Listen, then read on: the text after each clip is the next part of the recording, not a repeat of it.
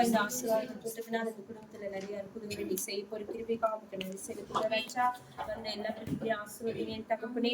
அப்பா இன்னும் அநேக பெண்களோட கூட கூட நாங்க வந்து அனுரிசுப்பா இந்த குடும்பத்தை ஆசீர்வதிக்க அப்பா நீர் அப்பா அப்படியே செய்ய போற கிருபைக்காக உமக்கு நன்றி செலுத்துகிறேன் ராஜா. இவங்க குடும்பத்துல விட்டு அவருடைய எல்லாரையும் ஆசீர்வதிங்க. இன்னுமா கையிட்டு செய்கிற எல்லா வேலையும் ஆசீர்வதிங்க ராஜா.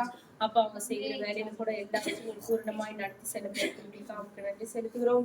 கலைஞர்களால இந்த வீட்டை நீ நிரப்பின கிருபைக்காக உமக்கு நன்றி செலுத்துகிறோம் ராஜா.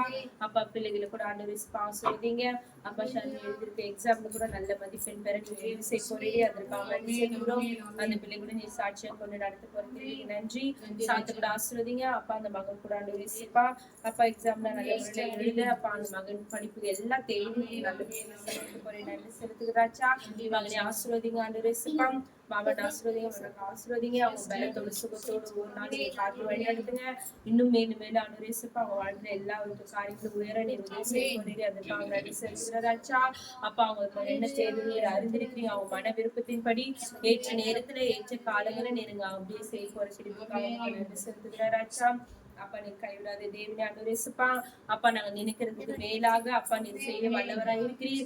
அப்பா எண்ணி முடியாத அதிசயங்களை அற்புதங்களை இந்த குடும்பத்துக்கு செய்ய போறீங்க. அதற்காக நன்றிகளை இருக்கிறாச்சா. அப்பா நாங்க ஒவ்வொருவரும் ஆண்டவரேப்பா எங்களை தாழ்த்துகிறாச்சா. அப்பா அடுத்த ஜெபத்துல கூட இன்னும் அதிகமாய் கர்த்தர் எங்களுக்கு செய்தார் என்று சொல்ல நீர் ஆண்டவரேப்பா இன்னும் அதிகமான சாட்சிகளை அப்பா அந்த பிள்ளைகளுக்கு வாழ்க்கையில நீ செய்ய போறீங்க. இருக்கிறாச்சா.